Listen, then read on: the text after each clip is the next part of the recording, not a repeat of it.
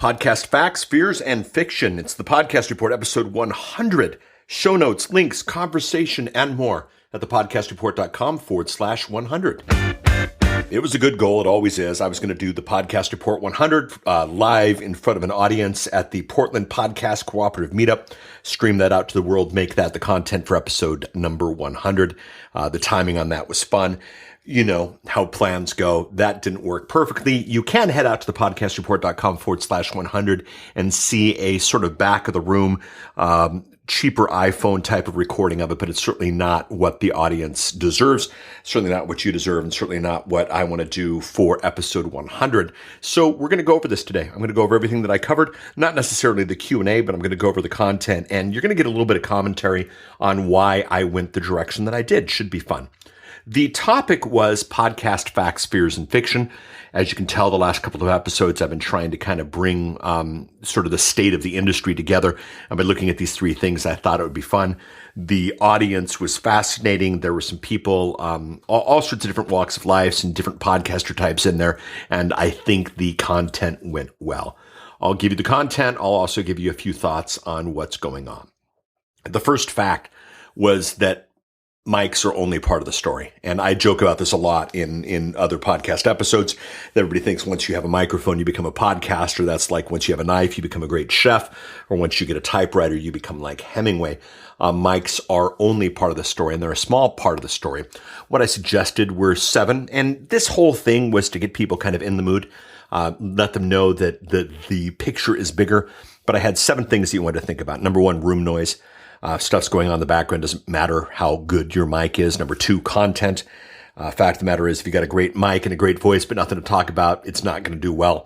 The purpose of your podcast was number 3. What are you trying to accomplish? The plan to accomplish it. The audience service, which is a big key thing. And finally, the marketing. Room noise, content, purpose, plan, audience service, and marketing are all more important than a microphone. And that obviously has been a theme of the show for quite some time. What are you trying to do big picture? This is not the Kevin Costner, if you build it, they will come. This is, what is your purpose, your plan? I've spoken to the fact for so long, the 4 M's of podcasting. What is your market? What is your message? What is your money? And then finally, does it make sense for you to use podcasting as the media? The next piece of fact that I chatted to, and if you head out to thepodcastreport.com/100, you can get access to the slides for this presentation. The next fact was there's plenty of room for the little guy. Now, what was fun was when I did this presentation on Wednesday of last week, Tuesday, the day before that, I had taken one of my clients all the way up to number 8 in all of iTunes. This guy beat out the Joe Rogan Experience. This guy beat out Hidden Brain. This guy beat out Radiolab, NPR, Freakonomics Radio, all of them. And now, don't tell Tommy I said this, but Tommy's a nobody. I'm a little guy, little independent, little small business, trying to help out people in the recovery space. But by targeting and by being strategic, we got Tommy all the way. He was number 1 self-help. He was number 1 health. And he was number 8 all of iTunes. And there's this idea, these podcasters I hear all the time, the big guys have taken over. The big guys have taken over. Well, Tommy made it to number 8 of iTunes. What can you do? The next fact was it's still a great time to start. And that fact really goes back to the Tommy. I had a picture of the same slide as well. Tommy started, for all sakes and purposes, last week. And Tommy was a number 1 podcast in 2 categories, number 8 all of iTunes by just starting last week. If you have been at a point where you're not quite sure, you can start now. Just start now. Now, Tommy knew exactly who his market was. Tommy knew exactly what his message is. I was able to work with him on monetization. And then from there, expanding his media out into the podcast made a heck of a lot of sense. But fact of the matter is, still a great time to start. And those were the facts. We then moved into fiction. Fiction number 1 was it's all about new and noteworthy. Now, I've chatted to this in previous shows. There's this idea that new and noteworthy is it, new and noteworthy is it. And I'll tell you, these last 2 people that I've launched, it's really funny because both of them have been inundated by folk in the know, consultants, friends, people in the media who have all said, you got to get into new and noteworthy. You got to get into new and noteworthy. I even had one, actually on both sides, both clients, people internally were like, well, when are we going to make it to new and noteworthy? When are we going to make it to new and noteworthy? Because that's what matters. That's what counts. Well, here's the funny thing. Again, I show back the slide. Tommy made it to number 8 in all of iTunes. Tommy made it to number 1 in his 2 categories. And we still haven't hit a week later, new and noteworthy. I think this is key. And this goes into the other fiction of leadership. There's this idea that there's this hidden force running podcast. And some people tell you that the hidden force is iTunes. Some people will tell you that the hidden force is, the New York contingent, all the radio shows that are doing that. Some people tell you that the hidden force, maybe the people behind some of the big podcasting events, podcast movement, that type of thing. Here's the deal. And I spoke to this on a previous episode. There's no leadership in this space. Nobody has clearly taken the reins and taken this forward. And that is frustrating. But that is the reality. And part of why there's no leadership is because there's not really money in being the leader. It's an interesting place. Don't know what to do about that. But the fact of the matter is, if you're thinking you have to make a certain group or a certain contingent happy, that's not it. There is no leadership to make happy. This is the wild, wild west. You go out, you name it, and you claim it, and you'll be at a good place. Now, the next piece of fiction that I spoke to, and this is key, and this was definitely the room that I was dealing with, a lot of aspiring podcasters, which many of you might be. And again, if this is your first episode, this is not the normal format for this show, but I wanted to share with you the presentation. You can go back to previous episodes. But there's this idea, there's this piece of fiction that your audience will grow with you. Once you get on iTunes and once you do new and notable and once you do these things, then the audience is going to grow with you. And it's not going to happen.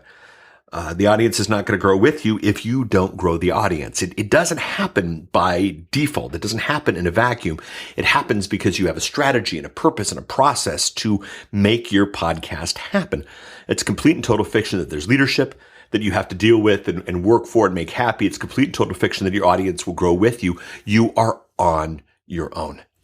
Then the next piece of fiction that I dealt with is this idea that the money is in the ads. Now, I'll be honest with you. In the room were people who had told me, looked me in the eye, and had believed with great tenacity and great intent that the money's all in the ads.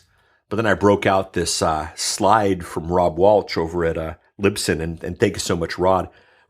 Sorry about that. Podcasting stats for April 2016. Now, Libsyn runs a tremendous part of the podcasting universe, and we'll chat to that in a minute. But, if you take averages, things get a little bit tweaky inside of iTunes and podcasting because, you have these rare outliers that get millions and millions of downloads. But the fact of the matter is, if you look at the median, you look at the averages, here's the interesting thing. In the median of downloads at Libsyn, is 169 downloads per episode. That's it. The median of all podcasts hosted through Libsyn is 169 downloads per episode. The top 20% gets more than 1,300. The top 10% gets more than 3,800. The top 8.3 gets more than 5,000. Top 5 more than 9,600. Top 2 more than 27,000. And top 1 is 52,000. Well, what does this mean? Well, let's go to the ads. Okay. And this was the next slide. And again, you can pick this up at thepodcastreport.com/100. If you want to make $2,000 an episode, and if you figure a weekly show, and you figure $2,000 an episode gives you a 6-figure income every year, about the type of thing that I think people are looking for. To make $2,000 an episode, you need 50,000 downloads, or you have to be in the top 1.5%. It's doable. And there are shows that are doing it, but it's not that easy. And what I've suggested that night, what I suggest here, what I've suggested in previous episodes of the podcast report is it is a lot easier to truly serve your audience and truly give them what it is that they need and truly give them what it is that they're willing to pay for, either through your own delivery of this or perchance strategic partnering, than it is to get 50,000 downloads. Something to think about. The next fear.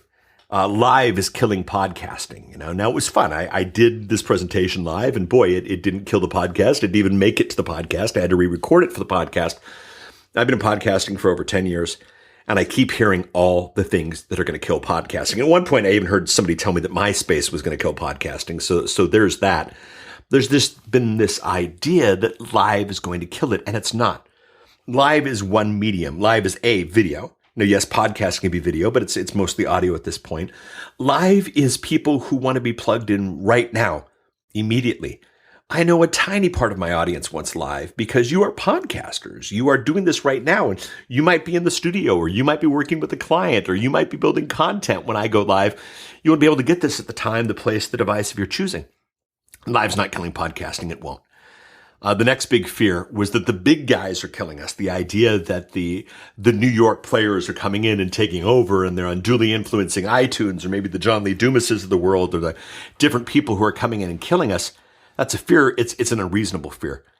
And what's interesting here, and this is a quote directly again from Rob over at Libsyn, and all the downloads from NPR, WNYC, This American Life, Serial, How Stuff Works, all of the CBS podcasts, Roman Mars, The Moth, all of the Twitch shows, WBUR, all of the Gimlet shows, combine them and double them.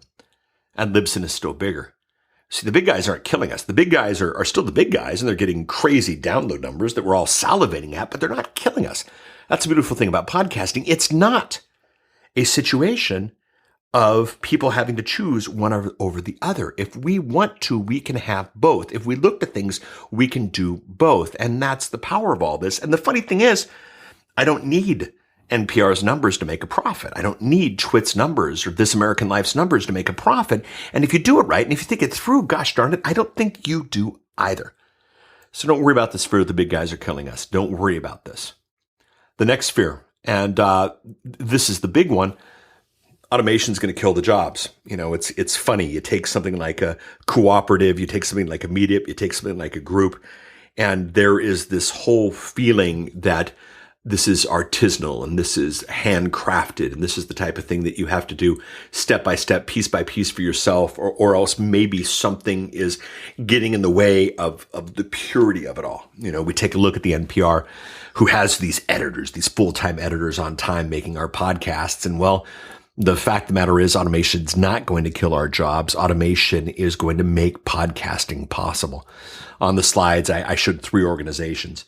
Organization number 1 was Appointlet. Appointlet is a Portland company. The CEO was there. It was fun to have him there.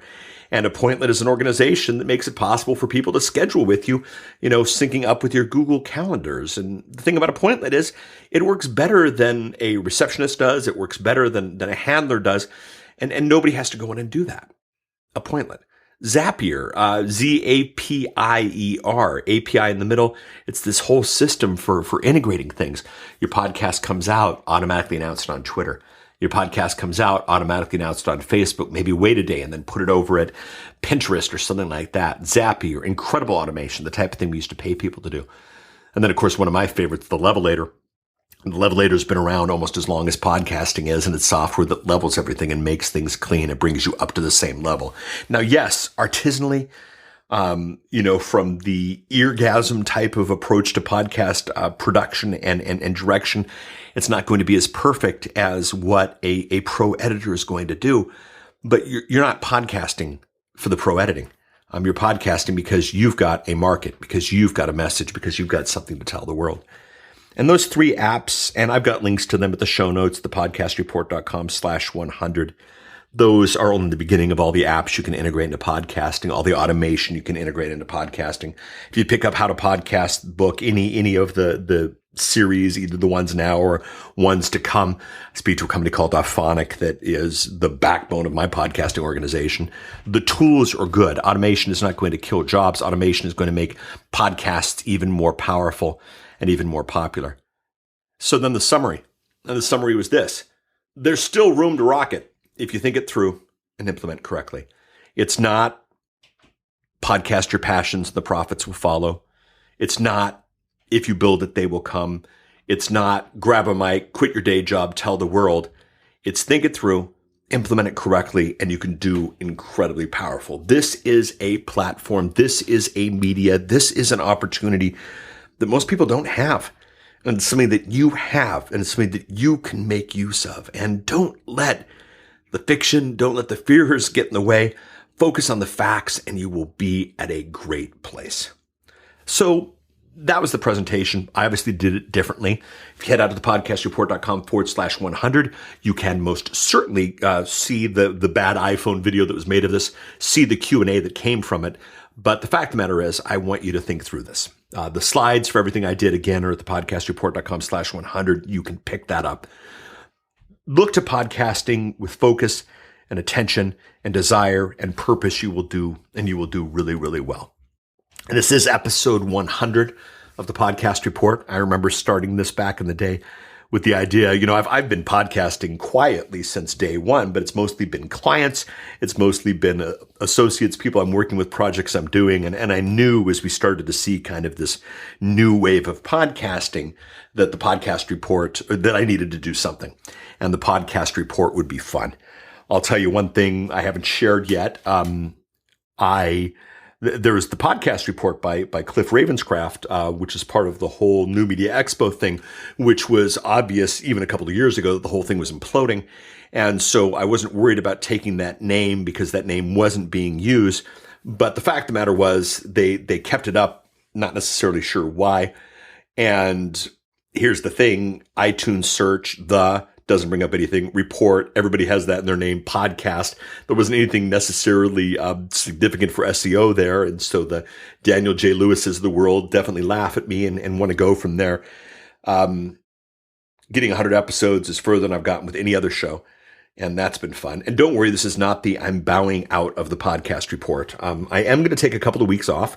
I'm going to redream up a couple of things. I don't know. It might get a name change just from the SEO opportunity that's there.